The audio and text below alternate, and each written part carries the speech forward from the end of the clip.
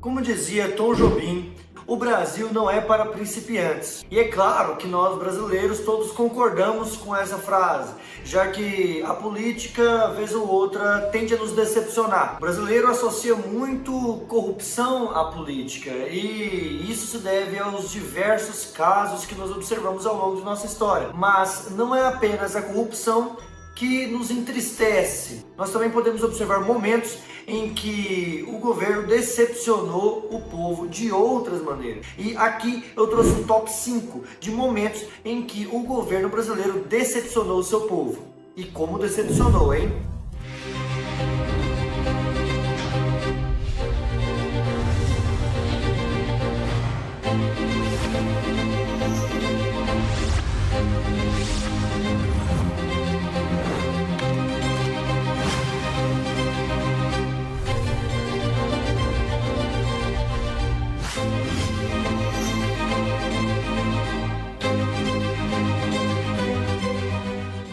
Olá, se você é novo aqui no canal, já se inscreve, deixa seu like, você não gasta nada fazendo isso. Participe da nossa campanha no Apoia-se. O pessoal do Apoia-se é que sustenta esse canal aqui. Então acesse o link lá embaixo e contribua com R$2 ou mais para esse projeto educacional totalmente gratuito. Para esse top 5, eu reservei 5 momentos em que o povo foi brutalmente decepcionado. O povo depositou muita esperança em algo e acabou se decepcionando. A nossa história é lotada desses momentos. Então, para selecionar 5, eu acabei deixando alguns de lado. Você aí que não concordar com o top 5 pode colocar alguns exemplos que você acha que deveria estar aqui nos comentários, ok? Mas vamos lá, sem mais delongas, e vamos para o 5º lugar.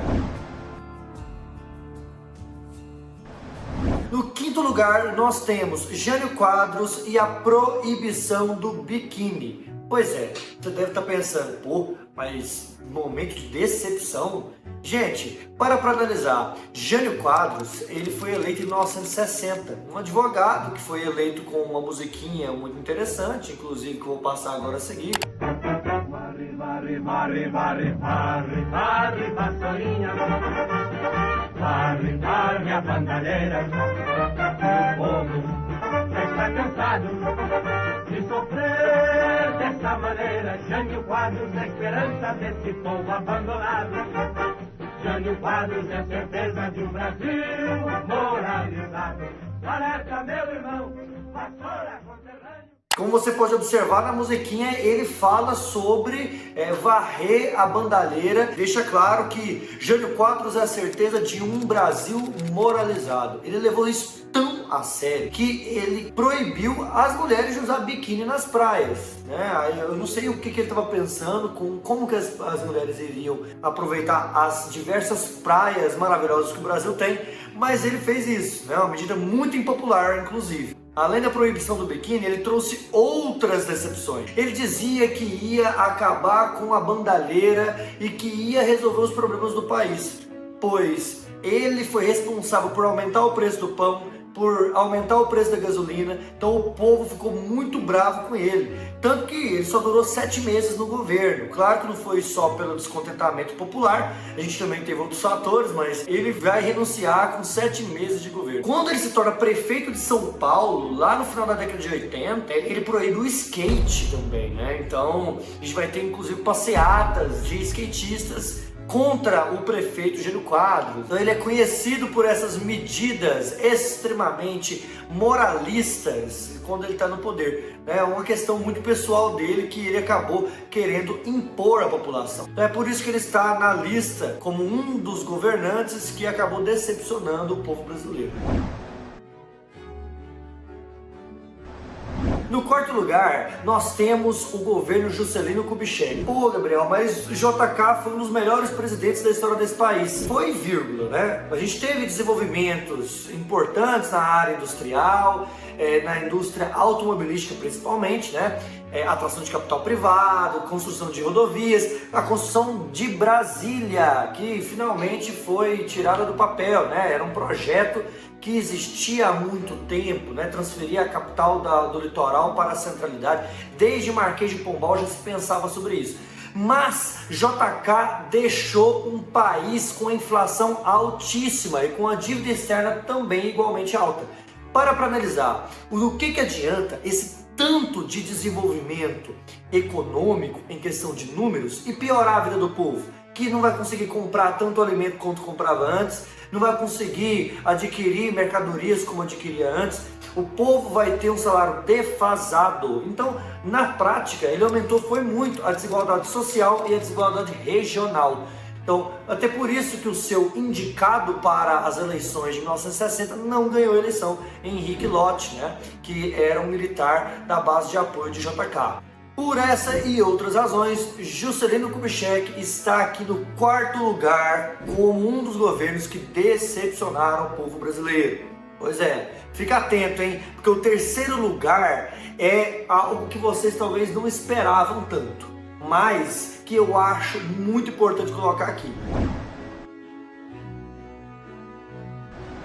O 3º lugar é com certeza a proclamação da República. Aí você deve estar pensando, ué, a gente não tinha saído de uma monarquia? Pois é, sim, sabemos, temos aqui um consenso, talvez não tanto com relação a pessoas de linha ideológica monarquista, mas temos um consenso geral, na maioria das pessoas, de que a monarquia não é lá um sistema muito interessante. E nós sabemos que a proclamação da República trouxe para nós uma Constituição nova, né, um federalismo, vai dividir tudo. Entretanto, a República deveria trazer liberdade política para o povo. E o que acontece no dia 15 de novembro de 1889 é um golpe. Primeiramente, o povo nem foi chamado para essa festa, né?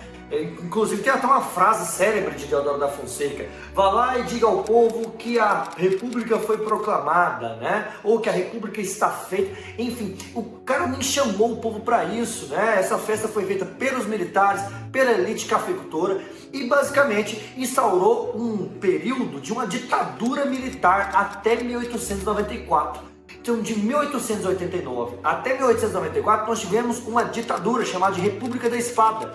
Então, cadê a liberdade política? Isso porque depois não melhorou não, tá? A República dos Coronéis, o povo não participa da política também. Então, como dizer que isso não foi uma decepção, não é verdade? Então, por isso merece muito o 3º lugar nessa lista daqui. Em 2º lugar, nós temos o milagre econômico da ditadura militar. Gente, durante o governo de Emílio Garrastazu Médici, general, linha dura durante o regime militar, nós tivemos um investimento maciço em infraestrutura no Brasil. E esse investimento foi divulgado na mídia como um sinal de que o regime militar era maravilhoso para o país. Tanto que quem teve acesso a essas informações da época até diz, não, o período da ditadura foi maravilhoso.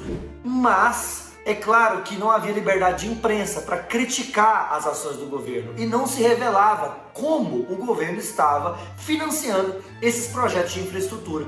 A verdade é que todos esses projetos estavam sendo financiados com dinheiro que depois nos levou a uma dívida externa altíssima. E a inflação no pós-milagre econômico inicialmente abaixa e depois sobe até mais de 200% no final do regime militar.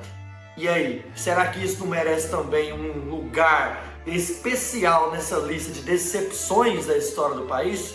Pois é, milagre econômico, coisa nenhuma.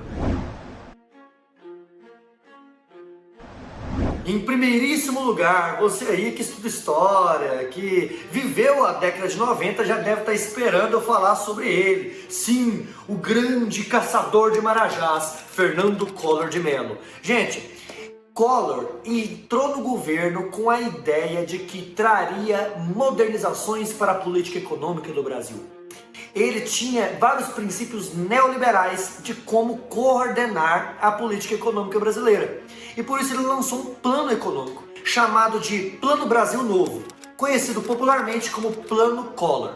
Dentre várias medidas importantes aí, medidas que a gente fala de medidas de austeridade, ou seja, medidas que têm como objetivo cortar gastos públicos e aumentar os impostos com a finalidade de equilibrar as contas públicas, que o Brasil estava precisando muito, hein? A gente tinha acabado de sair do governo de Sarney, e o governo Sarney, gente, foi um desastre em política econômica. Então, Plano Collor veio com o objetivo de equilibrar as contas públicas, mas no meio dele tinha algo que realmente pegou todos desprevenidos: o confisco das poupanças. Todos vocês já ouviram falar sobre isso. Agora, o problema não é nem só confiscar a poupança, é todo o contexto. Por quê? Porque naquele período, Collor ele foi eleito pelo povo depois de quase 30 anos sem votar. Para analisar, o povo foi eleger Jânio Quadros em 1960. Em 1960 foi a última eleição que o povo votou diretamente para presidente. Porque Jânio Quadros renuncia, depois de 7 meses de governo, João Goulart entra, depois nós temos o golpe militar, 21 anos de ditadura até 1985. Em 85, a eleição é indireta, que coloca Tancredo Neves na presidência. Como ele falece, quem assume é José Sarney. Sarney, então, eleito indiretamente, governa até as eleições de 89 trazerem a primeira eleição no pós-ditadura, a primeira eleição quase 30 anos sem votar. O povo faz a eleição de Fernando Collor de Mello. Nossa, esse cara vai salvar o Brasil. E o que acontece é que no primeiro ano de governo ele já mostra a sua verdadeira face. E o povo fica com a cara lá no chão. Tanto que a gente vai ter os movimentos sociais de questionamento ao governo Collor, principalmente também por causa dos casos de corrupção que vão sair nas mídias na época, né? Principalmente na Veja, do caso PC Farias, né? Quem viveu na década de 90 sabe sobre isso. Mas basicamente o ex-tesoureiro de campanha de Collor era envolvido em esquemas de corrupção e Collor estava metido nisso também, supostamente. Então, o confisco das poupanças, ele se baseava no quê? Na ideia de que, primeiro, quem tinha até 50 mil cruzados novos, que era a moeda da época, ele ia retransferir para o cruzeiro. A gente teve uma mudança muito louca, muito bagunçada da moeda no Brasil entre o governo Sarney e o governo Collor. Quando chega o Itamar, nós temos já projetos para o Plano Real, né, com o FHC como ministro da Fazenda, mas até lá a mudança era muito bagunçada. Então todo mundo que tinha até 50 mil cruzados novos podiam trocar pelos cruzeiros e sacar aquele dinheiro. Uma poupança que tinha mais de 50 mil cruzados novos não poderia de nenhuma maneira sacar aquele dinheiro. A verdade é que esse dinheiro ficou congelado por 18 meses. A ideia é que o retorno desse dinheiro seria em 12 parcelas com juros de 6% ao ano, para que ele pudesse equilibrar as contas públicas. Mas o povo não recebeu isso de uma boa maneira e acabou foi muito bravo com Collor, vendo ele como um traidor. Então, nesse contexto, o primeiríssimo lugar vai para Fernando Collor de Mello. E aí, você concorda com essa lista? Não? Sim? Deixa nos comentários. Não esqueça então de se inscrever no canal, de dar um like e de fazer a sua contribuição na campanha do Apoia-se. Muito obrigado por você que assistiu até aqui. Sugestões me envie no e-mail, pois eu quero muito melhorar o meu conteúdo e até mais.